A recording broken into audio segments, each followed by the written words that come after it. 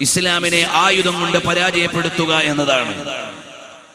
അങ്ങനെ ഒരുപാട് സംഘട്ടനങ്ങൾ നടന്നു, ഒരുപാട് പ്രയാസങ്ങൾ ഉണ്ടായി. അതിന്റെ ഇന്നലകളുടെ കഥകളും പരമ്പരകളും പറഞ്ഞാൽ മണിക്കൂറുകൾ വേണ്ടിവരും. എന്നാൽ ഇന്നത്തെ ലോകത്തേക്ക് ഞാൻ നിങ്ങളെ ക്ഷണിക്കുകയാണ്. ഇസ്ലാം ഇന്ന് നേരിട്ടുകൊണ്ടിരിക്കുന്ന വലിയ ഒരു വെല്ലുവിളി ഇസ്ലാം തെറ്റായി വായിക്കപ്പെടുന്നു എന്നതാണ്. ഇസ്ലാം തെറ്റായി വ്യാഖ്യാനിക്കപ്പെടുന്നു എന്നതാണ്. മുസ്ലിങ്ങൾ തെറ്റായി ഉദ്ധരിക്കപ്പെടുന്നു എന്നതാണ്. ഇവിടെയുള്ള മുഖ്യധാര മീഡിയകൾ മുഴുവൻ, ലോകത്തുള്ള ഉന്നതമായ മീഡിയകൾ മുഴുവൻ ഇസ്ലാമിനെ തെറ്റിദ്ധരിപ്പിക്കാൻ ശ്രമിച്ചുകൊണ്ടിരിക്കുന്നു എന്നത് ദാരുണമായ ഒരു കാര്യമാണ്. അതിൽ കറന്റ് സിറ്റുവേഷനിൽ ഇന്നുള്ള കാലയളവിൽ നമ്മൾ അനുഭവിച്ചുകൊണ്ടിരിക്കുന്ന ഏറ്റവും വലിയ അലിഗേഷൻ, ആരോപണം, അല്ലെങ്കിൽ നമ്മൾ അനുഭവിച്ചുകൊണ്ടിരിക്കുന്ന ഒരു പ്രതിഷേധം, ലോകത്തെവിടെ നോക്കിയാലും ഇസ്ലാമിക രാജ്യങ്ങളിൽ സംഘട്ടനം നടക്കുന്നു. സിറിയ ഒന്നാമതായി നമ്മുടെ ഓർമ്മയിലേക്ക് വരികയാണ്. രണ്ടാമതായി ഇറാഖ് നമ്മുടെ ഓർമ്മയിലേക്ക് വരികയാണ്. അവസാനമായി യമൻ. സിറിയയുടെയും ഇറാഖിന്റെയും യമനിന്റെയും ഈജിപ്തിന്റെയും ഇതുപോലെയുള്ള വിവിധങ്ങളായ രാജ്യങ്ങളിൽ മുസ്ലിങ്ങൾ മരിച്ചു വീണുകൊണ്ടിരിക്കുകയാണ്. പോരാട്ടം നടന്നുകൊണ്ടിരിക്കുകയാണ്. സംഘട്ടനങ്ങൾ നടന്നുകൊണ്ടിരിക്കുകയാണ്. സ്വാഭാവികമായും ഇവിടെ ചില ആളുകൾ വായിക്കുന്നു, അല്ല, ഇസ്ലാമിക മതത്തെ സ്വീകരിക്കുന്ന രാജ്യങ്ങളിൽ മുഴുവനും സംഘട്ടനമാണല്ലോ, അവിടെയെല്ലാം പോരാട്ടമാണല്ലോ, അവിടെയെല്ലാം പ്രശ്നങ്ങളാണല്ലോ എന്ന് പറയുമ്പോൾ പ്രാഥമികമായി ഒരാൾ സംശയിക്കുന്നു. ഇന്നത്തെ പത്രം നിങ്ങളെടുത്ത് നോക്കിയിട്ടുണ്ടാവണം. ഇന്നത്തെ പത്രത്തിലും ആഗോള രാഷ്ട്രീയത്തിന്റെ അല്പം ചില വരികൾ മാത്രമേ നമ്മുടെ മുഖ്യധാര മലയാള പത്രങ്ങളിൽ വരുന്നുള്ളൂ എന്ന വസ്തുത പറയാതിരിക്കാൻ കഴിയില്ല. അതിന്റെ ഇടയിലും ഇന്നലെയും ഇന്നുമുള്ള ലീഡിംഗ് ന്യൂസ് പേപ്പേഴ്സിൽ മുഴുവൻ വരുന്നത് സിറിയയിലെ സംഭവങ്ങളാണ്. സിറിയയിലെ സംഭവങ്ങൾ നമ്മൾ വായിച്ചുകൊണ്ടിരിക്കുകയാണ്. ഒരുപാട് ആളുകൾ അനുഭവിച്ചുകൊണ്ടിരിക്കുന്ന ദൈന്യതയുടെയും വേദനയുടെയും കഥകൾ ഇത് വായിച്ചുകൊണ്ടിരിക്കുമ്പോൾ ഇന്ന് നമ്മൾ വായിച്ചത് യൂറോപ്യൻ യൂണിയൻ ടർക്കി ഗവൺമെന്റിന് നൽകുന്ന ആനുകൂല്യത്തെക്കുറിച്ച് നിങ്ങൾ വായിച്ചിട്ടുണ്ടാകും. സിറിയൻ അഭയാർത്ഥികളെ സ്വീകരിക്കാതിരുന്നാൽ യൂറോപ്യൻ യൂണിയൻ നൽകാൻ പോകുന്ന ചില വാഗ്ദാനങ്ങളെ കുറിച്ച് ഇന്നത്തെ പത്രത്തിൽ നിങ്ങൾ വായിച്ചിട്ടുണ്ടാവണം. ഇതുപോലെ ഓരോ ദിവസവും നമ്മുടെ മുമ്പിലേക്ക് വിഷയങ്ങൾ വരികയാണ്. എന്നാൽ വസ്തുതാപരമായി നിങ്ങൾ കാര്യങ്ങൾ പരിശോധിച്ചു നോക്കിയാൽ സിറിയയിൽ മരിക്കുന്നതും യുദ്ധം ചെയ്യുന്നതും മുസ്ലിങ്ങളാണ് എന്ന ഒരു വായന പ്രാഥമികമായി നമുക്ക് വരാം. ബഷാറുൽ അസദ് എന്ന ഇസ്ലാമിന്റെ പേരിലുള്ള ഭരണാധികാരി അയാളുടെ അധികാര തേർവാഴ്ചയുടെ രക്തച്ചൊരിച്ചിലുകൾ അവിടെയുള്ള സിറിയയിലെ മക്കളെ ഓരോ ദിവസവും ഇല്ലായ്മ ചെയ്തുകൊണ്ടിരിക്കുകയാണ്. നമ്മൾ വായിക്കുന്നത് അങ്ങനെ.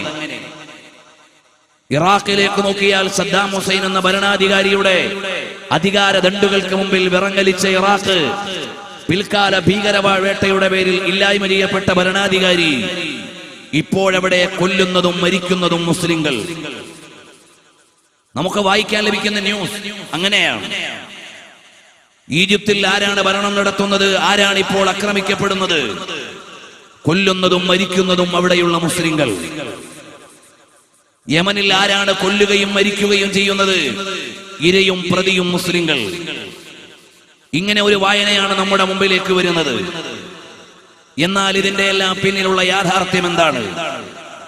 നമ്മളെല്ലാം സ്വച്ഛമായി ഇരിക്കുകയും മീഡിയകൾ പലതും പറയുകയും പത്രങ്ങൾ പറഞ്ഞു പോവുകയും എല്ലാം ചെയ്യുമ്പോൾ പ്രിയമുള്ളവരെ, നമ്മൾ അറിയേണ്ടതുണ്ട്, യഥാർത്ഥത്തിൽ ലോകത്ത് ആരാണ് ഈ കശാപ്പുകൾ നടത്തുന്നത്? ലോകത്ത് ആരാണ് ഇവിടെ കശാപ്പുകൾ നടത്തുന്നത്? ഭീകരവാദത്തിന്റെയും തീവ്രവാദത്തിന്റെയും ഉഗ്രവാദത്തിന്റെയും സ്ഫോടനവാദത്തിന്റെയും നശീകരണവാദത്തിന്റെയും മുഴുവൻ കുറ്റങ്ങളും ഇസ്ലാമിന്റെ പേരിൽ ആരോപിക്കുകയും അവരോധിക്കുകയും ചെയ്ത് ഓരോ പ്രതിബിംബങ്ങളെ മുമ്പിൽ വെച്ചുകൊണ്ട് മുസ്ലിം രാജ്യങ്ങൾ വേട്ടയാടപ്പെടുകയാണ്. കഴിഞ്ഞ ദിവസത്തെ ഒരു സ്റ്റേറ്റ്മെന്റ് ഞാൻ വല്ലാതെ ചിരിച്ചുപോയി. ഇന്ത്യയിലെ പ്രധാനപ്പെട്ട ഒരു വ്യക്തിയുടെ സ്റ്റേറ്റ്മെന്റ് ആണ്. എന്താണ് ഉണ്ടായിരുന്നത്? ഫലസ്തീനും ഇസ്രയേലും സംയമനം പാലിക്കണം. അത്ഭുതം തന്നെ. കാരണം ഫലസ്തീൻകാരൻ ഇനി എവിടെയാണ് സംയമനം പാലിക്കേണ്ടത്? അവന്റെ കയ്യിൽ എന്താണുള്ളത്? സ്വന്തമായി രാജ്യമില്ല, സ്വന്തമായി അഡ്മിനിസ്ട്രേഷൻ ഇല്ല, സ്വന്തമായി എമിഗ്രേഷൻ ഇല്ല, സ്വന്തമായി കരുത്തുറ്റ ഒരു സൈന്യമില്ല. ആരാണ് ഫലസ്തീനിന് സൈനിക സഹായം നൽകുന്നത്? ആരാണ് നൽകുന്നത്? ലോകത്തെ ഏത് രാജ്യം ഫലസ്തീനിന് സഹായം നൽകുന്നു? നിങ്ങൾ വായിക്കുന്നവരാണല്ലോ. പിന്നെ എവിടെയാണ് ഫലസ്തീൻകാരൻ സംയമനം പാലിക്കേണ്ടത്? ഞങ്ങൾ 2 വർഷം മുമ്പ് പാലസ്തീനിൽ പോയി. അവിടെ ചെല്ലുമ്പോൾ ഒരു ഭാഗത്ത് ആധുനിക ആയുധം വെച്ചുകൊണ്ട് നിൽക്കുന്ന ഇസ്രയേലുകാരനായ ചെറുപ്പക്കാരൻ, പട്ടാളക്കാരൻ. ഇപ്പുറത്ത് നമ്മുടെ നാട്ടിലെ ഒരു ലോക്കൽ തോക്കും പിടിച്ചുകൊണ്ട് നിൽക്കുന്ന ഫലസ്തീൻകാരനായ ഒടിഞ്ഞു വീഴാനായ പോലീസുകാരൻ. അവന്റെ കയ്യിൽ അതേ ഉള്ളൂ. മാത്രമല്ല, ഫലസ്തീനിന്റെ പ്രവിശ്യകളിൽ, മുസ്ലിങ്ങൾ തിങ്ങിത്താമസിക്കുന്ന പ്രദേശങ്ങളിൽ 4 മതിലുകൾ കൊണ്ടുവന്ന് സ്ഥാപിച്ച് അതിന്റെ നടുക്കേക്ക് ഇസ്രായേൽ പട്ടാളം ഇറങ്ങുന്നു. പരിസരത്തെ മുഴുവനും വേട്ടയാടുന്നു. അങ്ങനെ ഒരു രാജ്യത്തെ മുഴുവനും നശിപ്പിക്കുന്നു. ഇസ്രായേലുകാരന് സ്വന്തം രാജ്യമുണ്ടായില്ല. യൂറോപ്പ് അവർക്ക് ഇടം കൊടുത്തില്ല.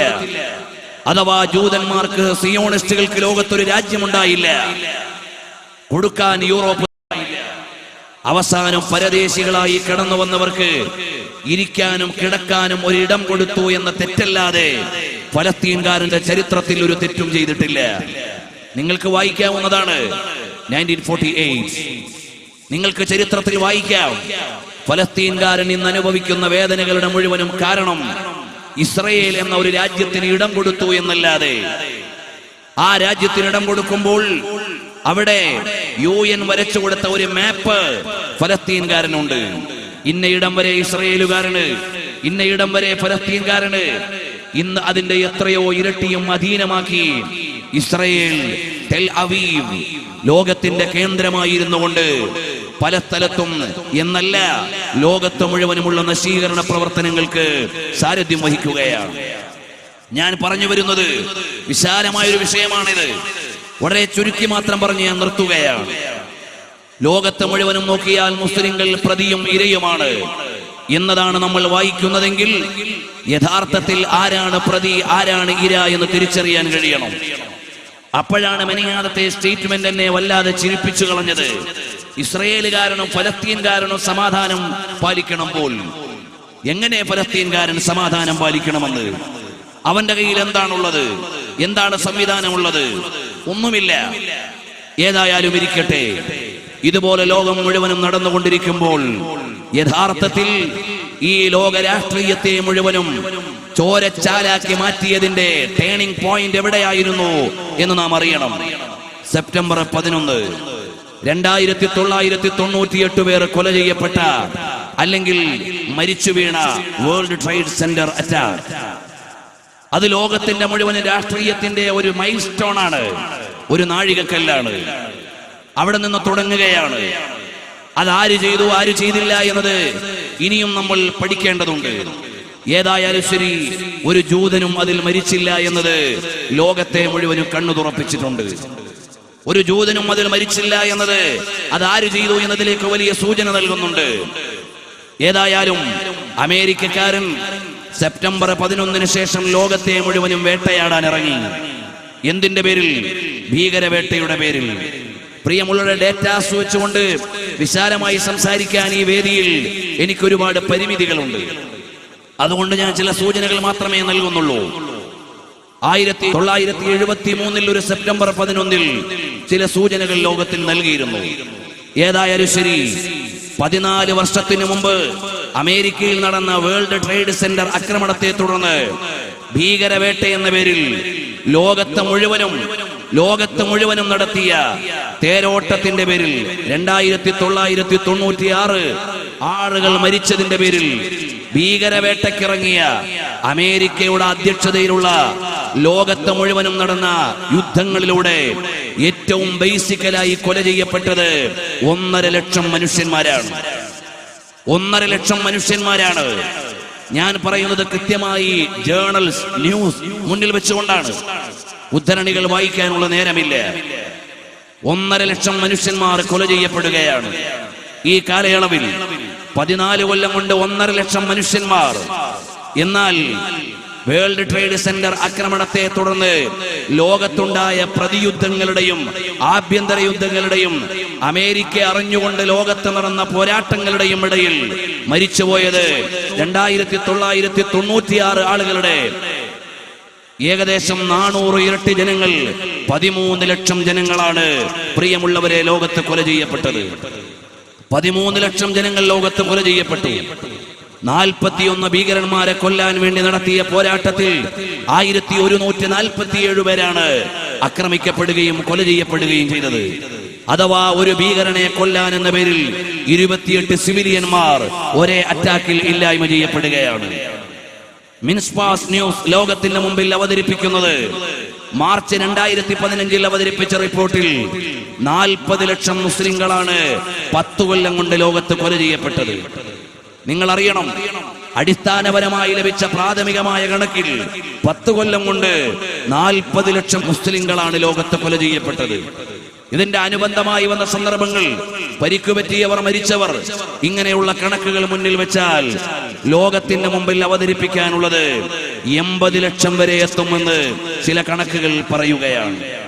എന്നാൽ മിഡിൽ ഈസ്റ്റ് ഐ മാഗസിൻ പറയുന്നത് ലോകത്ത് 1,10,00,000 മുസ്ലിങ്ങൾ കൊല ചെയ്യപ്പെട്ടു ഈ കാലയളവിൽ എന്നാണ്.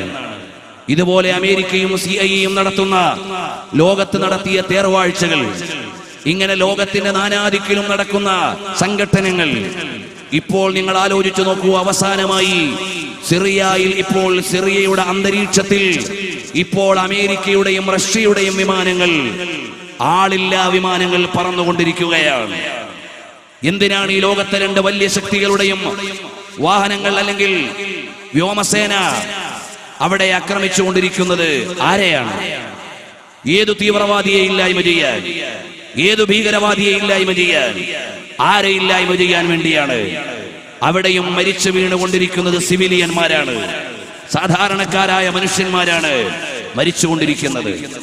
ഇങ്ങനെ ലോകം മുഴുവനും നോക്കിയാൽ സെപ്റ്റംബർ 11 ശേഷം ലോകത്തെ മുഴുവനും ഇല്ലായ്മ ചെയ്യാൻ ഇറങ്ങിയ എണ്ണ രാജ്യങ്ങളെ കണ്ണുവച്ച് ലോക ഖജനാവുകളെ അടിപ്പെടുത്താൻ വേണ്ടി ഇറങ്ങിയ അമേരിക്കൻ സൈന്യം അവരുടെ ഉമ്മാക്കികളായി പടച്ചുവെച്ച പ്രസ്ഥാനങ്ങളായി ISIS-നെയും ഇസ്ലിനെയും ബോക്കോ ഹറമിനെയും അതുപോലെയുള്ള ഒരുപാട് സംഘടനകളെ യഥാർത്ഥത്തിൽ ഉള്ളിൽ നിന്ന് സയനിസ്റ്റുകൾ പടച്ചുവിട്ട കുതന്ത്രങ്ങളാണ് എന്ന് തിരിച്ചറിയാൻ നമുക്ക് കഴിയണം. അല്ലാതെ മുസ്ലിങ്ങളും തമ്മിലല്ല. എന്നാൽ മുസ്ലിങ്ങളിൽപ്പെട്ട ചില നവീനവാദികളെ അവർ വിലക്കെടുത്തു എന്ന് പറയാതിരിക്കാൻ വയ്യ. ഏതായാലും ലോകത്ത് മുഴുവനും സംഘടനകൾ നടക്കുമ്പോൾ അവസാനം അമേരിക്ക ഇന്ന് ഈ കാലയളവിൽ എന്ത് ചെയ്തു എന്ന് ചോദിച്ചാൽ നീട്ടി പറയാനുള്ള സമയമില്ല. ഇതിന്റെ കണക്കുകൾ പറയുമ്പോൾ ആത്മീയമായി പ്രഭാഷണ വേദിക്ക് ഒരുപാട് പരിമിതി ഉണ്ടെന്ന് എനിക്കറിയാം. ഏതായാലും ഈ പറഞ്ഞത് ചെറിയൊരു മൂലയിലേക്ക് എത്തിച്ചുകൊണ്ട് നമുക്ക് അല്പം ചില സ്പിരിച്വൽ അഡ്വൈസസിലേക്ക് നമുക്ക് പോകാം. ഈ ഒരു കാലയളവിനുള്ളിൽ എന്തു നേടി ലോകത്ത് എന്ന് ചോദിച്ചാൽ 120 രാജ്യങ്ങളിലായി 1400 സൈനിക കേന്ദ്രങ്ങൾ അമേരിക്ക ഇതിനകം സ്ഥാപിച്ചു കഴിഞ്ഞു. അപ്പോൾ ഇവിടെ ആരാണ് പോരാട്ടം നടത്തുന്നത്? ആരെയാണ് കളിപ്പാവകളാക്കി മാറ്റുന്നത്? ആരുടെ ആയുധമാണ് ഇവിടെ വിറ്റഴിക്കപ്പെടുന്നത്? പാവപ്പെട്ട തേർഡ് വേൾഡ് രാജ്യങ്ങളെയും പാവപ്പെട്ട അറബ് രാജ്യങ്ങളെയും ഇസ്ലാമിക രാജ്യങ്ങളെയും പലവിധേനയുള്ള തെറ്റിദ്ധാരണയുടെയും നടുവിലേക്ക് വിടുമ്പോൾ പ്രിയമുള്ളവരെ, നമ്മുടെ മുമ്പിൽ വരുന്ന വാർത്തകൾ പലപ്പോഴും വിചാരിക്കും അവിടെ അങ്ങനെയാണ്, ഇവിടെ ഇങ്ങനെയാണ്. അതുകൊണ്ട് ഇസ്ലാം ഒരു ഭാഗത്ത് തീവ്രവാദ ആരോപണം പരിശുദ്ധമായ ഇസ്ലാമിനെ ആക്രമിക്കാനുള്ള ഒരു മറയായി മുന്നിൽ വച്ചിരിക്കുകയാണ്.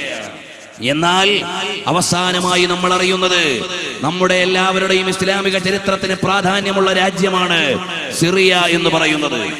ആ സിറിയയിലെ രാജ്യങ്ങൾ ലോകത്തിന്റെ നാനാദിക്കില് ജനങ്ങൾ ഇങ്ങനെ ഓടുകയാണ്. അഭയം കിട്ടാൻ ഇടമില്ലാതെ, കിടന്നുറങ്ങാൻ ഇടമില്ലാതെ, കഴിക്കാൻ ഭക്ഷണമില്ലാതെ അവിടെയുള്ള ആളുകൾ, സിവിലിയന്മാർ പരിസരത്തുള്ള രാജ്യങ്ങളിലേക്ക് പോവുകയാണ്. യൂറോപ്യൻ യൂണിയൻ ഒരുപാട് ഓഫറുകൾ നൽകി. A proposed financial package from the EU or European Union to Turkey to help ease the refugees crisis is unacceptable and insignificant, the country's foreign minister has said. ഒരുപാട് വാഗ്ദാനങ്ങൾ മുന്നിൽ വെച്ചപ്പോൾ ഇന്നത്തെ ന്യൂസാണ് ഞാൻ വായിക്കുന്നത്. ഇന്നത്തെ വാർത്തയിൽ നിങ്ങൾക്ക് അറിയാൻ കഴിഞ്ഞ ഒരു കാര്യമാണിത്. തുർക്കിയുടെ മുമ്പിലേക്ക് യൂറോപ്യൻ യൂണിയൻ ഒരുപാട് ഓഫറുകൾ വെച്ചപ്പോൾ തുർക്കിയുടെ ഫോറിൻ മിനിസ്റ്റർ അതിനെ തൽക്കാലം മാറ്റിവെച്ചു, സ്വീകാര്യമല്ലെന്ന് പറഞ്ഞു. കാരണം എന്ത്? Before anything else, this is a humanitarian need. ഇതൊരു മാനുഷികമായ ഒരു ആവശ്യമാണ്. He said, Turkey is currently hosting close to 2.5 million refugees, 2.2 million from the Syrians fleeing the 4.5-year conflict in their country, and as well as 300,000 Iraqis and 50,000 Afghans.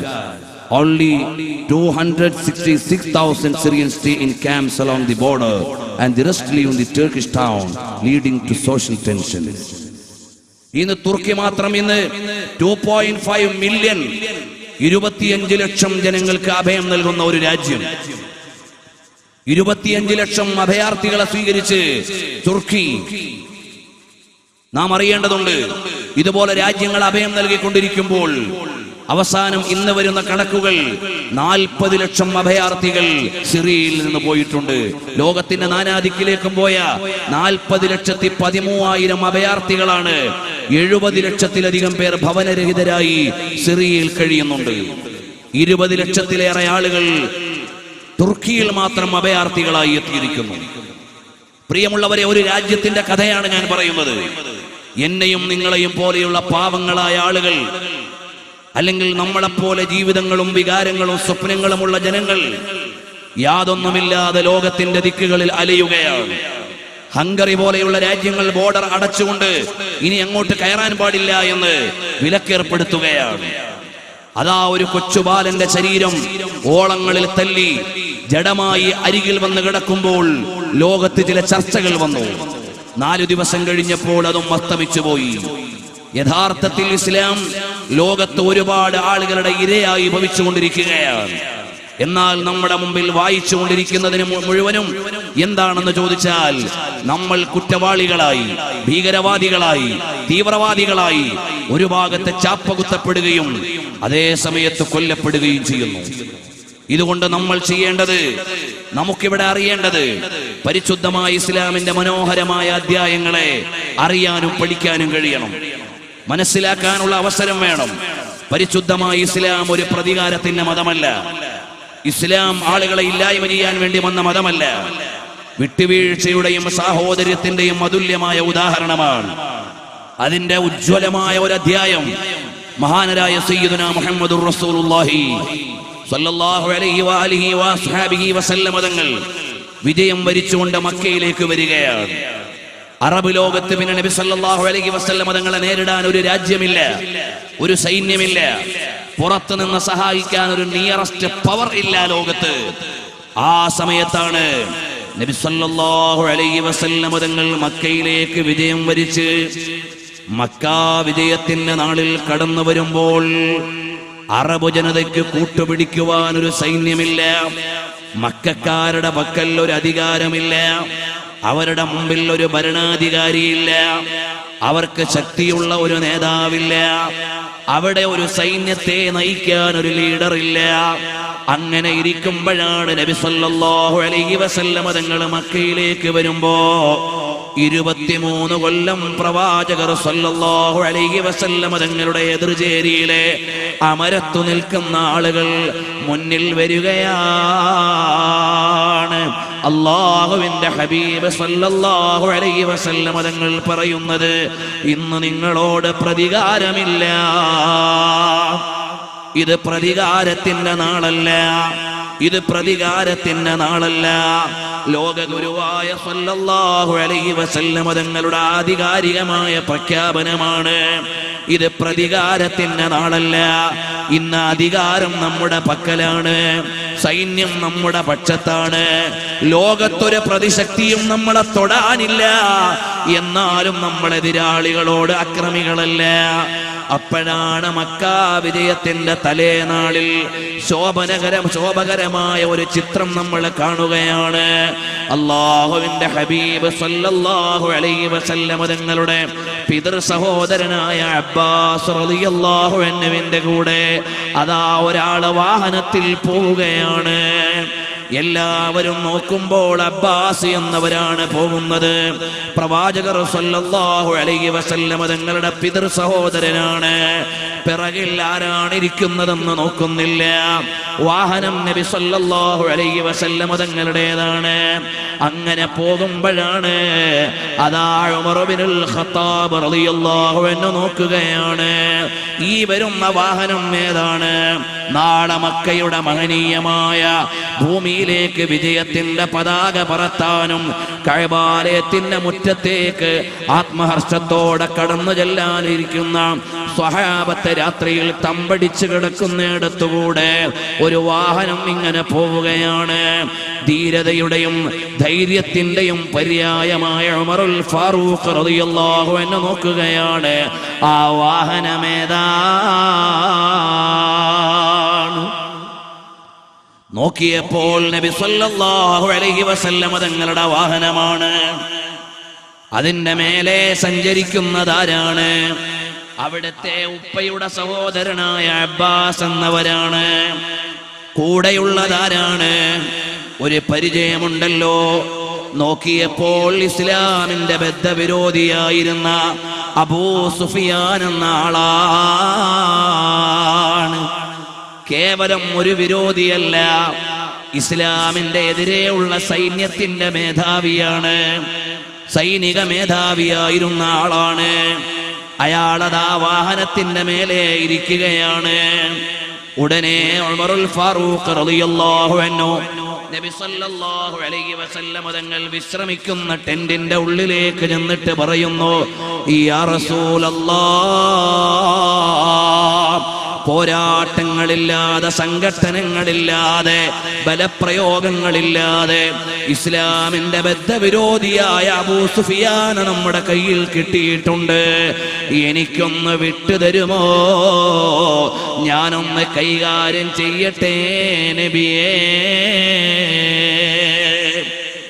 അല്ലാഹുവിന്റെ ഹബീബ് സല്ലല്ലാഹു അലൈഹി വഅലിഹി വഅസ്ഹാബിഹി വസല്ലം തങ്ങൾ മഹാനരായ Abbas എന്നവരുടെ കൂടെ വരുന്ന ഇസ്ലാമിന്റെ ശത്രുവായിരുന്ന അബൂ സുഫിയാൻ മുന്നിലേക്ക് വരുന്ന രംഗമാണ്.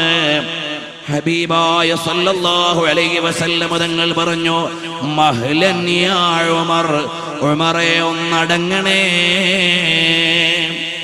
അബൂ സുഫിയാൻ നബി സല്ലല്ലാഹു അലൈഹി വസല്ലം തങ്ങളുടെ ടെന്റിന്റെ ഉള്ളിലാണ്. കുശലാന്വേഷണം നടത്തുകയാണ്, കാര്യങ്ങൾ പങ്കുവെക്കുകയാണ്. അപ്പോൾ ചോദിച്ചു, അല്ല സഹോദരാ, നിങ്ങൾക്ക് ഈ സത്യപാതയിലേക്ക് വന്നുകൂടെ? ഈ നേർവഴിയുടെ സംഗീതം സ്വീകരിച്ചുകൂടെ? അബൂ സുഫിയാൻ പറഞ്ഞു, വേണ്ട വേണ്ട, ഞാൻ ഇസ്ലാമിലേക്ക് വരുന്നില്ല. അപ്പോഴും അല്ലാഹുവിന്റെ ഹബീബ് സല്ലല്ലാഹു അലൈഹി വസല്ലം തങ്ങളൊന്നും ചെയ്തില്ല.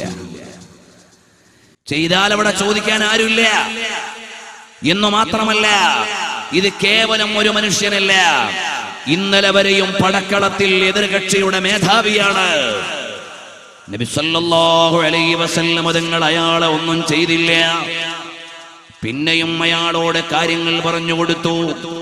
ഞങ്ങൾ സത്യത്തിലേക്ക്, ധർമ്മത്തിലേക്ക്, നീതിയിലേക്കാണ് ക്ഷണിക്കുന്നത്, അതുകൊണ്ട് നിങ്ങൾക്ക് വരാമെന്ന് പറഞ്ഞു. അയാൾക്ക് ബോധ്യമായില്ല, കാര്യം മനസ്സിലായില്ല. ഉടനെ നബി സല്ലല്ലാഹു അലൈഹി വസല്ലം തങ്ങൾ പറയുകയാണ്, അബ്ബാസേ, അബ്ബാസ് എന്നവരോട് പറയുകയാണ്, അല്ലയോ പിതൃ സഹോദരാ, നിങ്ങൾ ഈ അബൂ സുഫിയാനെ വേണ്ട പോലെ പരിരക്ഷിക്കണേ. കാരണം ഇയാൾ ഇങ്ങനെ നിങ്ങളുടെ കൂടെ നടക്കുമ്പോൾ ഇന്നലകളിൽ ഇദ്ദേഹം ചെയ്ത ക്രൂരതകൾ ഓർത്തിട്ട് നമ്മുടെ അനുയായികൾ ആരെങ്കിലും ഇയാളെ ആക്രമിച്ചാലോ, അതുകൊണ്ട് നിങ്ങൾ സംരക്ഷിക്കണമെന്ന് പറഞ്ഞ് നബി സല്ലല്ലാഹു അലൈഹി വസല്ലം തങ്ങളുടെ വാഹനത്തിന്റെ മേലെ പിതൃ സഹോദരന്റെ കൂടെ സംരക്ഷണത്തിന് വേണ്ടത് ചെയ്തുകൊണ്ടാണ് മക്കാ വിജയത്തിന്റെ തലേന്ന് രാത്രിയിൽ അബൂ സുഫിയാനെ പ്രൊട്ടക്ട് ചെയ്യുകയാണ്.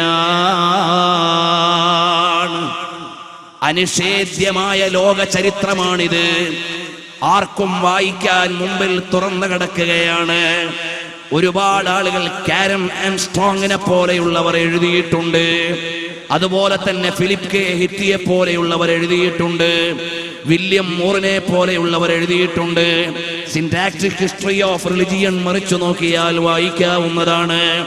ഇതുപോലെ ലോകത്തെ പ്രവാചകർ സല്ലല്ലാഹു അലൈഹി വസല്ലം തങ്ങളുടെ ലൈഫ് കൃത്യമായി ഒന്ന് വായിച്ചാൽ ബദ്ധവിരോധിയായിരുന്ന അബൂ സുഫിയാൻ നബി സല്ലല്ലാഹു അലൈഹി വസല്ലം തങ്ങളുടെ മുമ്പിൽ അതാ ആരും തടയാനില്ലാതെ കിട്ടുമ്പോഴും അയാൾക്ക് പഠിക്കാൻ അവസരം നൽകുകയാണ്. എല്ലാവരും അല്ലാഹുവിന് സുജൂദ് ചെയ്യാൻ അഥവാ പ്രഭാത നിസ്കാരത്തിന് വേണ്ടി സുബഹി നിസ്കാരത്തിന് എഴുന്നേറ്റതാണ്. അപ്പോൾ ചോദിച്ചു, അല്ല നിസ്കാരമോ? എനിക്കറിയില്ലല്ലോ, എന്താണത്? മഹാനരായ അബ്ബാസ് റളിയല്ലാഹു അൻഹു പറഞ്ഞു കൊടുക്കുകയാണ്, രാപ്പകലുകളിലായി 5 നേരം നിർബന്ധമായ നിസ്കാരമുണ്ട്. അത് ഇന്ന രീതിയിലാണ് ചെയ്യേണ്ടത്. പ്രഭാത നിസ്കാരം അഥവാ സുബഹി നിസ്കാരത്തിന് വേണ്ടി എഴുന്നേറ്റതാണ്. ആ എഴുന്നേറ്റ ആളുകൾ അംഗസ്നാനം ചെയ്യുകയാണ്. അങ്ങനെ നോക്കുമ്പോൾ നബി സല്ലല്ലാഹു അലൈഹി വസല്ലം തങ്ങളുടെ ചുറ്റുവട്ടത്തിലും സ്വഹാബത്ത് നിൽക്കുകയാണ്. അവിടുന്ന് വുളൂ ചെയ്യുന്ന വെള്ളം നിലത്തു വീഴാൻ അവർ അനുവദിക്കുന്നില്ല. കയ്യില്ലത് വാങ്ങിയെടുക്കുകയാണ്. അവര് ശരീരത്തെ പുരട്ടുകയാണ്. അവരുടെ മനസ്സിലുള്ള ആദരവാണ്, സ്നേഹമാണ്. നബി സല്ലല്ലാഹു അലൈഹി വസല്ലം തങ്ങൾ ഇമാമത്ത് നിന്നുകൊണ്ട് ചിട്ടയോടെ നിസ്കാരം നടക്കുമ്പോ അബൂ സുഫിയാൻ എന്നവര് പറയുന്നു, അല്ല അബ്ബാസേ, നിങ്ങളുടെ സഹോദരന്റെ മകൻ ഒരു വല്ലാത്ത ഭരണാധികാരി തന്നെ. ലോകത്തൊരു ഭരണാധികാരിയും ഇതുപോലെ അനുയായികൾ അനുസരിക്കുന്നത് കണ്ടിട്ടില്ല. ഇതെന്തൊരു വിധേയത്വമാണ്, ഇതെന്തൊരു സ്നേഹമാണ്, എല്ലാവർക്കും വലിയ ഇഷ്ടമാണ്. ഇത് വല്ലാത്തൊരത്ഭുതം തന്നെ. കാരണം കൊട്ടാരമില്ലാത്ത ഭരണാധികാരിയാണ്, ജയിലില്ലാത്ത ഭരണകേന്ദ്രമാണ് മദീന. സറാപ്പാച്ചമനെ ദിയാറേ മദീന ദവാമാശനാ ഹേ ബഹാറേ മദീന. नूर की सागर नूर की जलवा नूर की जल का जा मदीना तुझे सलाम. ഇതെന്തൊരു അത്ഭുതമാണ്. ഹൗ ബ്യൂട്ടിഫുൾ, എന്തൊരു മനോഹരമാണ്. തുല്യതയില്ലാത്ത ഒരു നേതൃത്വത്തിന്റെ പ്രൗഢിയാണിത്. അതുല്യമായ ഒരു അംഗീകാരത്തിന്റെ പര്യായമാണിത്. അത്യുജ്വലമായ ഒരു സ്വീകാര്യതയുടെ ചരിത്രമാണിത്. ഇതെന്തൊരു അത്ഭുതമാണ് അബ്ബാസ്. അപ്പോൾ അബ്ബാസ് എന്നവർ പറഞ്ഞു, ഇതൊരു ഭരണാധികാരിയല്ല, ഹാദാ റസൂലുള്ളാഹ് സല്ലല്ലാഹു അലൈഹി വസല്ലം, the holy prophet Muhammad sallallahu alaihi wasallam, peace and mercy upon him. ഇത് നബി സല്ലല്ലാഹു അലൈഹി വസല്ലം തങ്ങളാണ്, ഇത് പ്രവാചകരാണ്. നിങ്ങൾ പറയും പോലെ ഒരു രാജ്യത്തിന്റെ ഭരണാധികാരിയല്ല. ഇത് ഞങ്ങളുടെ എല്ലാമായ കേന്ദ്രമാണ്, നേതാവാണ്. ഒരു ഭരണാധികാരിക്ക് ഇങ്ങനെ കഴിയില്ല. ഇതെന്തൊരു വിനയം. ഒരു ഭരണാധികാരിക്ക് ഇത് കഴിയില്ല. എന്തൊരു സഹിഷ്ണുത. നബി സല്ലല്ലാഹു അലൈഹി വസല്ലം തങ്ങളെ അംഗീകരിക്കുന്നത് കാണുകയാണ്. ഉടനെ അവിടുന്ന് പറയുന്നൊരു വല്ലാത്ത അത്ഭുതം തന്നെ. ഈ 5 നേരത്തെ ആരാധന ഒരു വല്ലാത്ത ആശ്ചര്യമുള്ള കർമ്മം തന്നെ. ഇതെല്ലാം പറഞ്ഞു നിൽക്കുമ്പോ അബൂ സുഫിയാൻ അവസാനം വന്നുകൊണ്ട് പറയുകയാണ്, അദ്ദേഹത്തിന്റെ മേലൊരു പ്രഷറുമില്ല, അദ്ദേഹത്തെ ആരും കമ്പൽ ചെയ്യുന്നില്ല. ലാ ഇക്റാഹ ഫിദ്ദീൻ, ദീനിൽ ബലാത്കാരമില്ല. ആരെയും വലിച്ചിഴച്ച് വിശ്വാസിയാക്കാൻ കഴിയില്ല. കാരണം വിശ്വാസം അവന്റെ ഹൃദയത്തിന്റെ സ്വഭാവമാണ്, ഹാർട്ടിൽ നിന്ന് വരേണ്ടതാണ്. ശരീരം വെട്ടി നുറുക്കാം, പക്ഷേ ചിന്ത മാറ്റാൻ കഴിയില്ല. അതുകൊണ്ട് ഇസ്ലാം വിളിക്കുന്നത് ഹൃദയത്തെയാണ്, വിശ്വാസത്തെയാണ്, അനുസരണയാണ്. അത് ഹൃദയത്തിൽ നിന്ന് പ്രഭവിക്കേണ്ടതാണ്. ഹബീബായ സല്ലല്ലാഹു അലൈഹി വസല്ലം തങ്ങളുടെ മുമ്പിൽ വന്നുകൊണ്ട് പറയുന്നു, അഷ്ഹദു അല്ലാ ഇലാഹ ഇല്ലല്ലാഹ് വ അന്നക റസൂലുള്ളാഹ്. हो के जूदो करम है शहेबत हा तेरा, नहीं सुनता ही नहीं मांगने वाला तेरा. എന്തൊരു ഔദാര്യമാണ്, എന്തൊരു വിട്ടുവീഴ്ചയാണ്. ഔദാര്യത്തിന്റെ ആരാമമാണ്, വിട്ടുവീഴ്ചയുടെ വിഹായുസാണ്, മഹിഷ്ടഭാവങ്ങളുടെ മഹിതോദ്യാനമാണ്, അനുരാഗത്തിന്റെ മഹാപ്രപഞ്ചമാണ്. ലോകമാകമാനമുള്ള മാനവികതയുടെ അകത്തളങ്ങളിൽ അനുരാഗത്തിന്റെ ആത്മലയങ്ങളെ അത്യുജ്വലമായി അടയാളപ്പെടുത്തിയ ശ്രേഷ്ഠമായ സ്നേഹത്തിന്റെ വരിഷ്ഠമായ ബിന്ദുവാണ് എന്റെയും നിങ്ങളുടെയും നേതാവ് റഹ്മത്തുൽ ലിൽ ആലമീൻ മുഹമ്മദുർ റസൂലുള്ളാഹ്. മുഹമ്മദുർ റസൂലുള്ളാഹി സല്ലല്ലാഹു അലൈഹി വസല്ലം. നബി സല്ലല്ലാഹു അലൈഹി വസല്ലം തങ്ങൾ പറഞ്ഞു, ഒരു കുഴപ്പമില്ല അബൂ സുഫിയാൻ. അപ്പോൾ പറഞ്ഞു, അല്ലയോ പ്രവാചക, എന്റെ വീട്ടിൽ കയറിയിരിക്കുന്ന ആളുകൾക്ക് സുരക്ഷ നൽകണം. അവർ വിശ്വാസികളല്ലെങ്കിൽ കുഴപ്പമില്ല, ഇരുന്നോട്ടെ. അവിടുന്ന് പറഞ്ഞ എല്ലാ ഡിമാൻഡ്സും വകവെച്ചു കൊടുക്കുകയാണ്, ഒരു കുഴപ്പമില്ല. നബി സല്ലല്ലാഹു അലൈഹി വസല്ലം തങ്ങൾ ഒരു സായുധ പോരാട്ടമില്ലാതെ മക്കയിൽ വിജയം വരിച്ചു കയറുകയാണ്. അപ്പോഴുണ്ട് വരുന്ന ഒരുപാട് ആളുകൾ വന്നു. ചരിത്രം പറഞ്ഞാൽ നീണ്ടുപോകും. കഴിഞ്ഞ വർഷം പള്ളിമുക്കിൽ നമ്മൾ മക്ക വിജയത്തെ കുറിച്ച് 15 മണിക്കൂർ സംസാരിച്ചതിന്റെ സീഡികളുണ്ട്, ഇവിടെ കിട്ടും ചിലപ്പോൾ. അതിൽ വിശദമായ ഉദ്ധരണികളോടെ പറയുന്നു. അള്ളാഹുവിന്റെ തൗഫീഖ് കൊണ്ട് നമ്മുടെ പള്ളിമുക്കിലെ പരമ്പരയുടെ 10ാം വർഷമാണ് ഈ വർഷം. ജനുവരി 8-ാം തീയതി മുതൽ 16-ാം തീയതി വരെ അള്ളാഹു അനുഗ്രഹിച്ചാൽ ഈ വർഷം നബി സല്ലല്ലാഹു അലൈഹി വസല്ലം തങ്ങളുടെ പ്രവചനങ്ങൾ അതിനെക്കുറിച്ചാണ് പറയുന്നത്. ഏതായാലും ഹബീബായ സല്ലല്ലാഹു അലൈഹി വസല്ലം തങ്ങൾ എല്ലാവർക്കും വിട്ടുവീഴ്ച. ലാ തസ്രീബ അലൈക്കുമുൽ യൗം, ഇന്ന് പ്രതികാരമില്ല. അപ്പോ ഒരുപാട് ആളുകൾ വന്നു, ഞങ്ങൾക്ക് വരാമോ? അതിൽ അബൂജഹലിന്റെ മകൻ, ഇല്ല, ആർക്ക് മാപ്പ് കൊടുത്താലും എനിക്ക് മാപ്പ് തരാൻ കഴിയില്ല, കാരണം അത്രയും വലിയ അക്രമിയാണ് ഞാൻ. അങ്ങനെ അയാൾ കപ്പലിൽ കയറി കടലിൽ കടന്നു പോകാൻ തീരുമാനിച്ചു. അദ്ദേഹത്തിന്റെ ഭാര്യ ഇസ്ലാമിലാണ്. ഇക്രിമത്ത് ബിൻ അബീ ജഹൽ, അബൂജഹലിന്റെ മകൻ ഇക്രിമ നാട് വിട്ടു പോകാൻ തീരുമാനിച്ചു. കപ്പലിൽ കയറി ജിദ്ദേന്ന് കടലിലോട്ട് ചെന്നപ്പം കാറ്റും കോളും കപ്പലിളകി മറിയ. കപ്പിത്താൻ പറഞ്ഞു, യാതൊരു രക്ഷയില്ല, ഇനി മുഹമ്മദ് നബിയുടെ ദൈവത്തെ വിളിച്ച് സഹായം തേടുക, എന്നിട്ട് രക്ഷപ്പെട്ടാലാവട്ടെ, തിരിച്ച് നമുക്ക് ജിദ്ദയിലെത്താം. അങ്ങനെ കപ്പൽ തിരിച്ചും ജിദ്ദയിലെത്തി. ഇമാം യൂസുഫ് സാലിഹ് ഷാമി സുബ്നുൽ ഹുദൈ, അല്ലാമ ഇബ്നു കസീർ സീറ നബവി, ഇങ്ങനെ എല്ലാവരും തിരിച്ചിട്ടുണ്ട്. ഇനി എന്താ ചെയ്യാ? അപ്പോൾ ഭാര്യ വന്നിട്ട് നബി സല്ലല്ലാഹു അലൈഹി വസല്ലം തങ്ങളോട് ചോദിച്ചു, അല്ല, എന്റെ ഭർത്താവായ ഇക്രിമയ്ക്ക് മാപ്പുണ്ടോ തങ്ങളെ? ഹബീബായ സല്ലല്ലാഹു അലൈഹി വസല്ലം പറഞ്ഞു, ഉണ്ട്. ഇക്രിമയ്ക്കുണ്ടോ?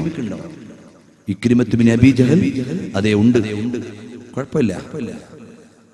ചെന്നിട്ട് പറഞ്ഞു, അല്ലയോ ഇക്രിമ, നിങ്ങൾക്ക് മാപ്പുണ്ടെന്ന് പ്രവാചകർ പറഞ്ഞിട്ടുണ്ട് സല്ലല്ലാഹു അലൈഹി വസല്ലം. ഇല്ല പെണ്ണെ, എനിക്ക് മാപ്പ് തരാൻ കഴിയില്ല, ഞാൻ അത്രമേൽ അക്രമം ചെയ്ത ആളാണ്, അത്രമേൽ അരുതായ്മകൾ ചെയ്തിട്ടുണ്ട് ഞാൻ, എനിക്ക് മാപ്പ് തരാൻ കഴിയില്ല. അല്ല, ഞാൻ ചോദിച്ചിട്ടുണ്ട്, മാപ്പ് നൽകാമെന്ന് പറഞ്ഞിട്ടുണ്ട്.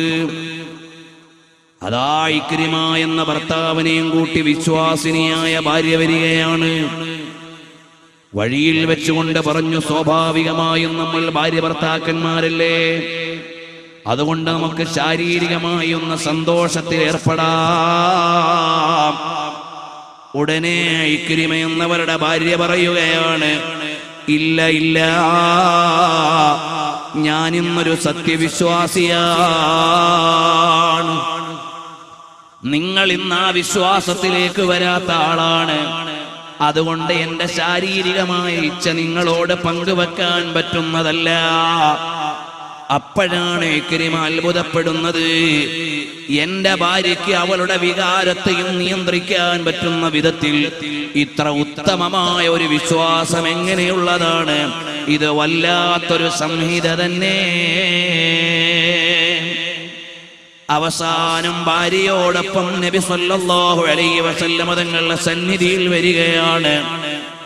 വന്നിട്ട് ചോദിക്കുകയാണ്, ഓ മുഹമ്മദേ സല്ലല്ലാഹു അലൈഹി വസല്ലം തങ്ങളെ വിളിക്കുകയാണ്, എനിക്ക് മാപ്പുണ്ടോ, എനിക്ക് മാപ്പുണ്ടോ? അതെ, നിങ്ങൾക്ക് മാപ്പുണ്ടെന്ന് ഞാൻ പറഞ്ഞതാണ്. ഞാൻ നിങ്ങളുടെ മതത്തിലേക്ക്, തങ്ങളുടെ മതത്തിലേക്ക് വന്നിട്ടില്ല. ഇല്ലെങ്കിലും ശരി, നിങ്ങൾക്ക് ആലോചിക്കാം, പഠിക്കാം, പ്രശ്നമില്ല. ഇവിടെ നിങ്ങൾക്ക് സ്വാതന്ത്ര്യമുണ്ട്. അധികാരം കിട്ടിയപ്പോൾ എതിർവിശ്വാസികളോട് സഹിഷ്ണുതയാണ്. അധികാരം കിട്ടിയപ്പോൾ മറ്റു വിശ്വാസികളോട് വിട്ടുവീഴ്ചയാണ്. അധികാരം കിട്ടിയപ്പോൾ മറ്റുള്ളവരോട് ന്യൂനപക്ഷത്തോട് സഹിഷ്ണുതയാണ്. ഹബീബായ സല്ലല്ലാഹു അലൈഹി വസല്ലം തങ്ങൾ പറയുകയാണ്, നിങ്ങൾക്ക് ഇഷ്ടം പോലെയാകാം. അപ്പോഴാണ് വിശ്വാസത്തിന് മധുരമറിഞ്ഞുകൊണ്ട് ആ ഇക്രിമ എന്നവർ ഇസ്ലാം ആശ്ലേഷിക്കാൻ ഒരുങ്ങിയപ്പോ നബി സല്ലല്ലാഹു അലൈഹി വസല്ലം തങ്ങളുടെ മുമ്പിൽ വന്നുകൊണ്ട് പറയുകയാണ്, ഇത്ര ഉത്തമമായ ഒരു സംഹിതയാണ് കയ്യിലുള്ളതെന്ന് ഞാൻ അറിഞ്ഞില്ല. ഇപ്പോഴിതാ ഞാൻ അറിഞ്ഞിരിക്കുകയാണ്. ഞാൻ ഇസ്ലാമിലേക്ക് വരികയാണ്. അഷ്ഹദു അല്ലാ ഇലാഹ ഇല്ലല്ലാഹ് വ അന്നക റസൂലുള്ളാഹ്. ഇത് ചൊല്ലുന്ന നേരത്തെ ഇക്രിമ പറയുകയാണ്, എന്റെ തല നേരെ ഉയർത്താനും പ്രവാചക പ്രഭു സല്ലല്ലാഹു അലൈഹി വസല്ലം തങ്ങളെ നോക്കാനും എനിക്കെന്റെ നാണം കൊണ്ട് കഴിയുന്നില്ല. കാരണം ഇന്നലകളിൽ അത്രമേൽ അരുതായ്മകളാണ് ഞാൻ ചെയ്തു കൂട്ടിയിട്ടുള്ളത്. ഞാൻ ചെയ്ത അക്രമങ്ങൾക്ക് അതിരില്ല. അതുകൊണ്ട് എന്റെ നാണം അനുവദിക്കുന്നില്ല.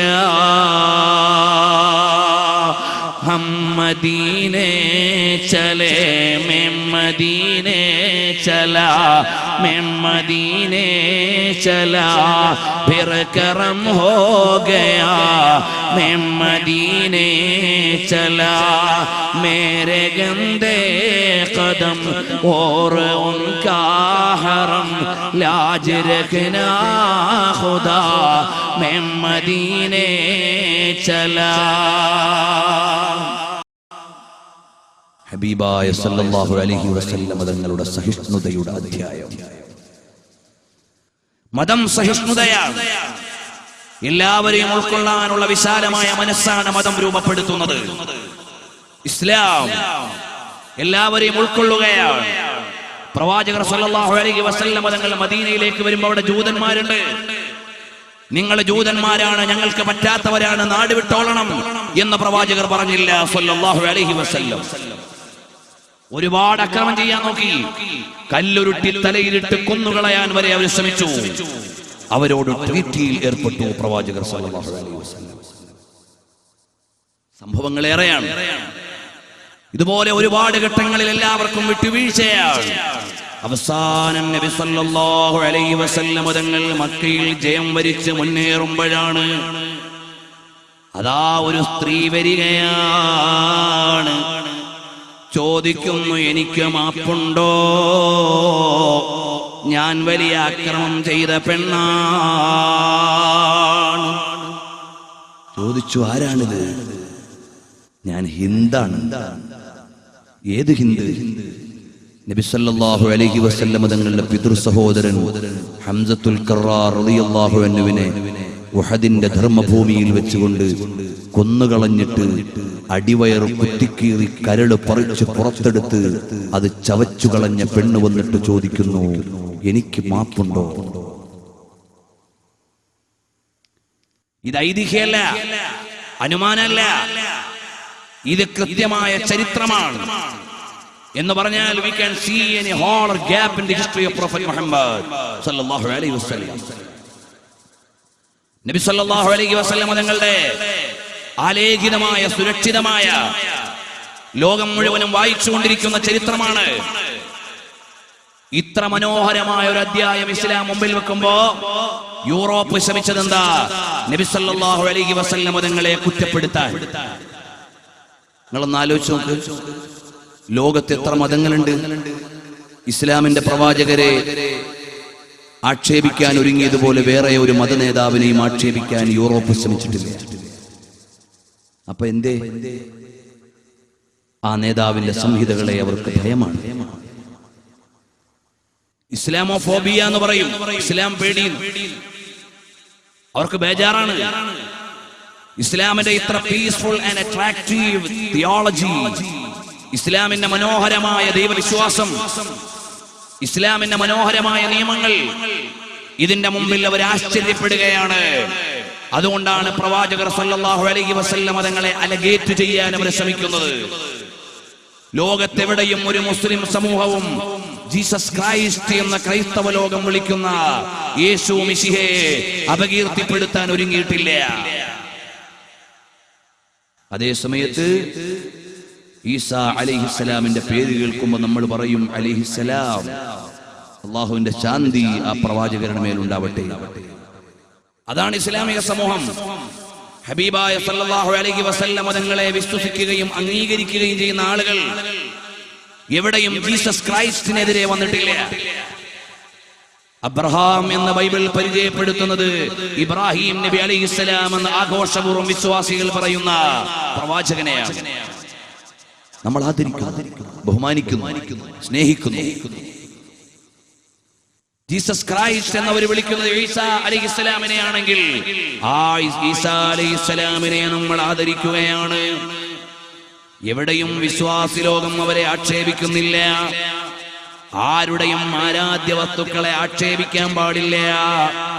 ഇങ്ങനെ സഹിഷ്ണുതയുള്ള മതമാണ് ഇസ്ലാം. ഹിന്ദു എന്ന സ്ത്രീ വന്നുകൊണ്ട് ചോദിക്കുന്നു, എനിക്ക് മാപ്പുണ്ടോ? ആരാണ് നബി സല്ലല്ലാഹു അലൈഹി വസല്ലം തങ്ങൾക്ക് ഏറ്റവും ഇഷ്ടമുണ്ടായിരുന്ന പിതൃവ്യനായ ഹംസത്ത് ബിൻ അബ്ദുൽ മുത്തലിബ് റളിയല്ലാഹു അൻഹുവിന്റെ അടിവയറ് കീറിയിട്ട് കരൽ പുറത്തെടുത്ത് ചവച്ചു തുപ്പിയ സ്ത്രീ വന്ന് ചോദിക്കുന്നു, എനിക്ക് മാപ്പുണ്ടോ? അതെ, നിങ്ങൾക്കും നല്ലതിലേക്ക് വരാം, നിങ്ങൾക്കും നന്മയിലേക്ക് വരാം. ഉടനെ ഹിന്ദു പറയുകയാണ്, അഷ്ഹദു അല്ലാ ഇലാഹ ഇല്ലല്ലാഹ് വ അന്നക റസൂലുള്ളാഹ്. ആ ഹിന്ദെന്നവരുടെ പേര് കേൾക്കുമ്പോഴും നമ്മൾ റളിയല്ലാഹു അൻഹ എന്ന് പറയുകയാണ്. വകഭേദമില്ല. അവിടുന്ന് ഏതെങ്കിലും അയിത്തം അവർക്ക് പ്രഖ്യാപിക്കുന്നില്ല. ഇത്ര വലിയ സഹിഷ്ണുതയുള്ള മതമാണ് ഇസ്ലാം. സഹോദരങ്ങളെ, നമ്മൾ അറിയണം. അതുകൊണ്ട് ഇസ്ലാമിനെ കറക്റ്റായി വായിക്കാനുള്ള അവസരം വേണം. നമ്മൾ പഠിക്കണം. ലോകത്തെ മുഴുവനും തീവ്രവാദത്തിന്റെയും ഭീകരവാദത്തിന്റെയും പേരിൽ ഇസ്ലാമിക രാജ്യങ്ങളെ വേട്ടയാടുകയാണ്. ഇസ്ലാമിക രാജ്യങ്ങളെ ഇല്ലായ്മ ചെയ്യുകയാണ്. ഇസ്ലാമിക സമൂഹങ്ങൾക്കെതിരെ കയ്യേറ്റങ്ങൾ നടക്കുകയാണ്. ഇവിടെ നമുക്ക് ചില ബാധ്യതകളുണ്ട്. ഒന്നാമത്തത് ഇസ്ലാമിന് കൃത്യമായി റൈറ്റ് റീഡിങ്ങിനുള്ള സാഹചര്യം ഉണ്ടാക്കലാണ്. ശരിയായ വായനയ്ക്കുള്ള അവസരം നൽകലാണ്. ഒന്നാമതും രണ്ടാമതുമായി എൻ്റെ ഉമ്മമാരോട്, സഹോദരിമാരോട്, വിശ്വാസിനികളോട് പറയാനുള്ളത്, നമ്മൾ യഥാർത്ഥ വിശ്വാസികളായി മാറലാണ് ലോകത്തെല്ലാത്തിനുമുള്ള പരിഹാരമെന്ന് പറയുന്നത്. അതാ സിറിയയിലെ 2,50,000 ആളുകളല്ലേ ഇതിനകം കൊല്ലപ്പെട്ടു പോയത്. നമ്മളെ വായിച്ചില്ലേ? 2.5 ലക്ഷത്തോളം വരുന്ന ആളുകൾ കൊല ചെയ്യപ്പെടുകയാണ്. ബഷാറുൽ അസദ് എന്ന് പറയുന്ന ധിക്കാരിയായ ഭരണാധികാരിക്ക് ലോകത്തുള്ള ഏമാന്മാര് ആയുധം കൊടുത്ത് സത്യത്തിനെതിരെ നിലകൊള്ളാനും അനുയായികളെയും പ്രജകളെയും ഇല്ലായ്മ ചെയ്തുകൊണ്ട് അധികാരപീഠം ഇറുക്കിപ്പിടിക്കാനും അധികാരപീഠത്തിലിരിക്കാനും അവസരം നൽകിയപ്പോ ഈ ലോകത്തുള്ള UN-ന്റെ അധികാരപീഠത്തിലിരിക്കുന്നവരെവിടെ പോയി? കാമാന്ന് പറയാൻ ഇതുവരെ നേരം കിട്ടിയില്ല. കഴിഞ്ഞ UN-ന്റെ ഒരു സമ്മേളനത്തിൽ റജബ് തയ്യിബ് ഉർദുഗാൻ മാത്രമാണ് ധൈര്യത്തെ വിളിച്ചു പറഞ്ഞത്, ബഷാർ ഇരിക്കുന്നിടത്തോളം കാലം സിറിയക്ക് സമാധാനമില്ല എന്ന് പറയാൻ തുർക്കിയുടെ ഭരണാധികാരിയല്ലാതെ വേറെ ആരും ഉണ്ടായില്ല. റജബ് തയ്യിബ് ഉർദുഗാൻ അദ്ദേഹം മാത്രമാണ് ഒരു വർത്താനം പറഞ്ഞത്. പിന്നെ ലെബനോനിന്റെ ഭരണാധികാരി ലാസ്റ്റ് ഒരു സ്റ്റേറ്റ്മെന്റ് നിങ്ങൾ വായിച്ചിട്ടുണ്ടാവും. റജബ് തയ്യിബ് ഉർദുഗാന്റെ വിശാലമായ മനസ്സാണ് 2.5 മില്യൺ റെഫ്യൂജീസ് ഇൻസൈഡ് തുർക്കി. ഇതുപോലെ വിശാലമായി കവാടം തുറന്നിട്ട് കൊടുത്തു. യഥാർത്ഥത്തിൽ എത്രമാത്രം ഇന്റേണൽ പ്രോബ്ലംസ് ആൻഡ് ടെൻഷൻസ് ആ രാജ്യത്തിനുണ്ട്. ഞാൻ ആ വിശാലമായ രാഷ്ട്രീയത്തിലേക്ക് പോണില്ല. നമുക്ക് ചെയ്യാനുള്ളത് നമ്മൾ കാര്യങ്ങൾ വസ്തുതാപരമായി അറിയണം. ഇസ്ലാം മനോഹരമായ മതമാണ്. ഇസ്ലാം മനോഹരമായ മതമാണ്. അതിന്റെ മനോഹാരിതയെ ഉൾക്കൊള്ളാനും പ്രകാശിപ്പിക്കാനും നമുക്ക് സാധിക്കണം. ഇസ്ലാമിനെ പുറത്തുനിന്ന് കേൾക്കുകയും അറിയുകയും ചെയ്യുന്ന എന്റെ മറ്റു സഹോദരന്മാരോട് പറയാനുള്ളത്, നിങ്ങൾ ഇസ്ലാമിനെ പഠിക്കണം, പ്രവാചകരെ വായിക്കണം. സല്ലല്ലാഹു അലൈഹി വസല്ലം സെപ്റ്റംബർ 11 ശേഷം ലോകത്ത് മുഴുവൻ ഇസ്ലാമിനെതിരെയുള്ള ഭീകരവേട്ട നടക്കുമ്പോ യഥാർത്ഥത്തിൽ യൂറോപ്പിൽ ഇസ്ലാമിക് റേഷ്യോ ഉയരുകയാണ്. ഇസ്ലാം ഉയരുകയാണ്. യൂറോപ്പിലെ ചേർച്ചുകൾ വിൽപ്പനയ്ക്ക് വെച്ചിരിക്കുകയാണ്, UK-യിലും മറ്റും. കാരണം ഒരു ഭാഗത്തെ വിശ്വാസികൾ മുഴുവനും ക്രിസ്ത്യാനിറ്റിയിൽ നിന്ന് മാറിയിട്ട് അവിടെയുള്ള ചേർച്ചുകൾ മറ്റു ബിൽഡിങ്ങുകളെ പോലെ വിൽപ്പനയ്ക്ക് വെക്കുന്ന സാഹചര്യം UK-യിൽ നിങ്ങൾ വായിച്ചിട്ടുണ്ടാവും.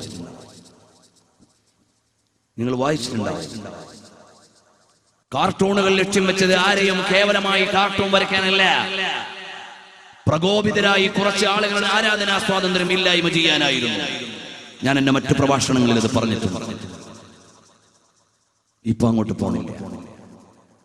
അപ്പൊ എന്റെ മറ്റു സഹോദരന്മാര്, നമ്മുടെ ഇന്ത്യ മഹാരാജ്യം ഒരു സെക്കുലർ രാജ്യമാണ്, മതേതര രാജ്യം. ഈ രാജ്യത്തിന് ഒരു മതമില്ല. ഈ രാജ്യം എല്ലാ മതക്കാരെയും ഉൾക്കൊള്ളുന്ന രാജ്യം. ഈ രാജ്യം എല്ലാ മതക്കാർക്കും തുല്യാവകാശമുള്ള രാജ്യം. നമ്മുടേത് മനോഹരായ രാജ്യം, യൂണിറ്റി ഇൻ ഡൈവേഴ്സിറ്റി. ഇവിടെ വ്യത്യസ്തങ്ങളായ പുഷ്പങ്ങൾ ഇങ്ങനെ പൂത്തുലഞ്ഞു നിൽക്കുന്ന മനോഹാരിതയുണ്ട്. അത്ര നല്ല രാജ്യം. ഇതിന്റെ മഹാത്മ്യവും ഇതിന്റെ സൗരഭ്യവും ഇതിന്റെ മഹിതയും ഇതിന്റെ മഹിമയും ലോകരാജ്യങ്ങളുടെ മുമ്പിൽ പ്രതാപത്തോടെ നിൽക്കുന്നത് നമ്മുടെ വൈവിധ്യത്തിലെ ഏകത്വമാണ്. ഇത്രയേറെ ഭാഷകൾ, ഇത്രയേറെ സംസ്കാരങ്ങൾ എല്ലാം ഉള്ളത്. തമിഴ്നാട്ടിലോട്ട് പോകുമ്പോൾ ഭാഷയും മാറി, ശൈലിയും മാറി, ശാരീരിക ഘടനയും മാറി, സൗന്ദര്യവും മാറി. നിങ്ങൾ നോക്ക്, എത്ര വൈവിധ്യം. അങ്ങ് കശ്മീരിലേക്ക് പോകുമ്പോൾ എൻറ്റയർലി ഡിഫറൻറ്റ്. അങ്ങനെ ഓരോ സ്റ്റേറ്റിലേക്ക് വരുമ്പോഴും മാറി മാറി സംസ്കാരങ്ങളുടെയും മതങ്ങളുടെയും വൈജാത്യങ്ങൾ ഏകത്വം. ഇതാണ് നമ്മുടെ രാജ്യത്തിന്റെ മൂല്യം. നമ്മളെല്ലാവരെയും ഉൾക്കൊള്ളാൻ കഴിയണം. ഇന്ത്യയുടെ മണ്ണ് എല്ലാവരെയും ഉൾക്കൊള്ളാൻ പറ്റുന്ന മണ്ണാണ്. മനുഷ്യരുടെ മഹിതമായ മൂല്യങ്ങളെ മുഴുവനും സ്വീകരിക്കാൻ മഹാത്മ്യം ലഭിച്ച മണ്ണ്. നമ്മൾ അതിന്റെ പൈതൃകം കാത്തു സൂക്ഷിക്കണം. നമ്മുടെ ജന്മനാടാണിത്, നമ്മുടെ മാതൃരാജ്യമാണിത്. നമ്മൾ മാതൃരാജ്യമായി സ്നേഹിച്ച് ഇതിനെ സേവിക്കുന്നവരാണ്, ഇതിനെ ഇഷ്ടം വെക്കുന്നവരാണ്. അതുകൊണ്ട് എന്റെ സഹോദര സമുദായത്തിലെ ആളുകൾ എവിടെയെങ്കിലും എന്റെ ശബ്ദം ശ്രവിക്കുന്നുണ്ടെങ്കിൽ പരിശുദ്ധമായ ഇസ്ലാമിനെ വായിക്കണം. പ്രവാചകർ സല്ലല്ലാഹു അലൈഹി വസല്ലമയുടെ ശോഭനമായ അധ്യായങ്ങളെ മനോഹരമായി നിങ്ങളുടെ മുമ്പിൽ റീഡബിളായി ലഭിക്കുന്നുണ്ട്. പഠിച്ചു നോക്കിയാൽ എത്ര മനോഹരമായിട്ടാണ് ഇസ്ലാം വിളിക്കുന്നത്. എന്നാൽ എൻ്റെ വിശ്വാസികളായ സഹോദരന്മാരോട് പറയാനുള്ളത്, നാം ചെയ്യേണ്ടത് യഥാർത്ഥ വിശ്വാസികളായി ജീവിക്കണം. പ്രയാസങ്ങളുണ്ടായാലും പ്രതിസന്ധികളുണ്ടായാലും നമ്മുടെ നയമെന്താണ്? ഇന്നമൽ മുഅ്മിനൂനല്ലദീന ഇദാ ദുകിറല്ലാഹു വജിലത് ഖുലൂബുഹും വഇദാ തുലിയത് അലൈഹിം ആയാതുഹു സാദത്തുഹും ഈമാനാ വഅലാ റബ്ബിഹിം യതവക്കലൂൻ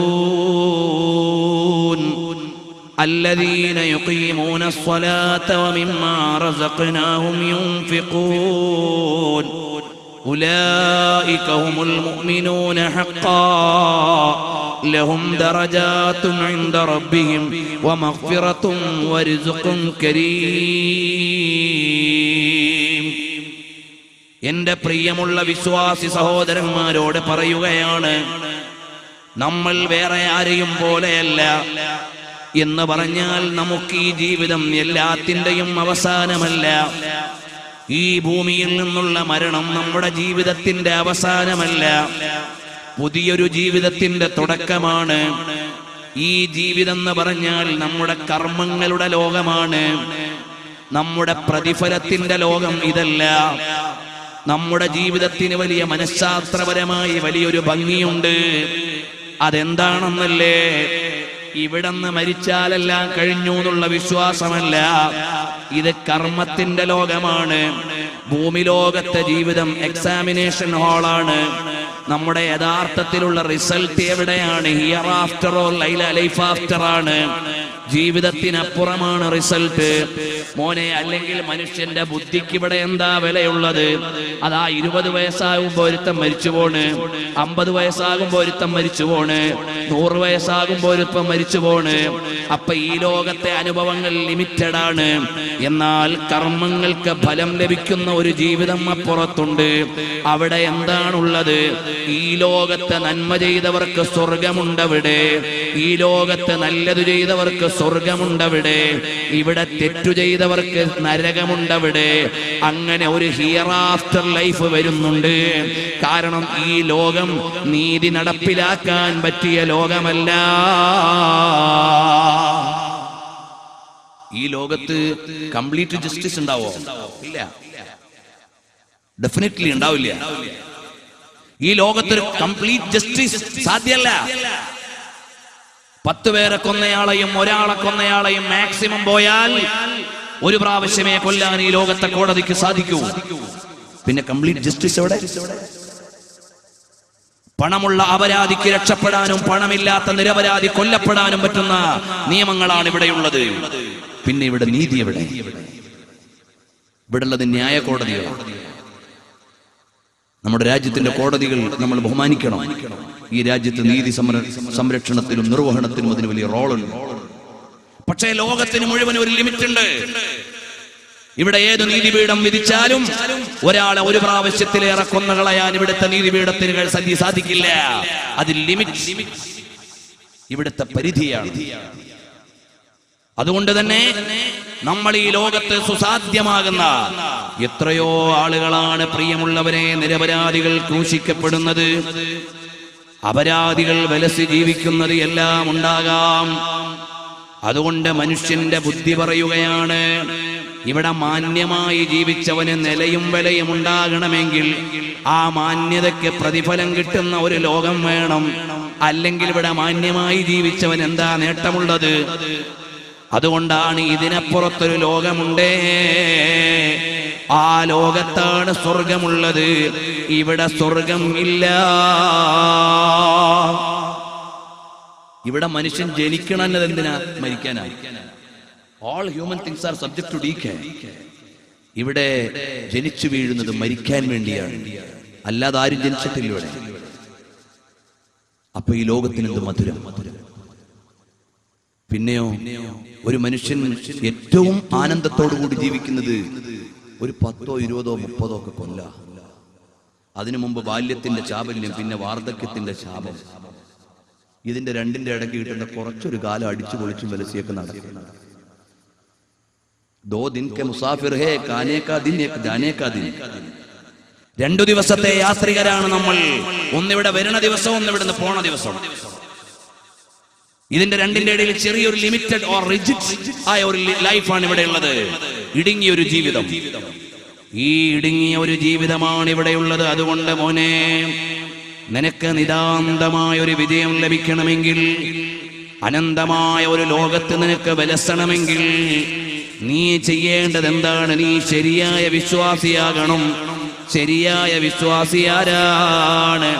അതാ ഖുർആൻ പറയുകയാണ്, ഇന്നമൽ മുഅ്മിനൂനല്ലദീന ഇദാ ദുകിറല്ലാഹു വജിലത് ഖുലൂബുഹും.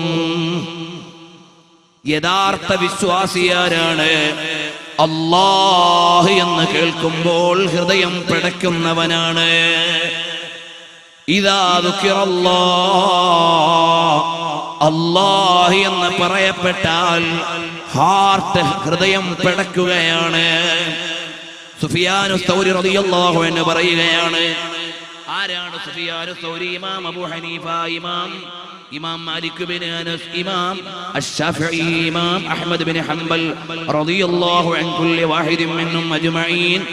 ഈ 4 മദ്ഹബിന്റെ ഇമാമുകളെ പോലെ തത്തുല്യമായി സ്വതന്ത്രമായി ഗവേഷണ യോഗ്യതയുള്ള അറിവിന്റെ ലോകത്തെ അത്ഭുതങ്ങളിൽ ഒരാളാണ് സുഫിയാനൈനിലെ ഒരു സുഫിയാനാണ് സുഫിയാനു സൗരി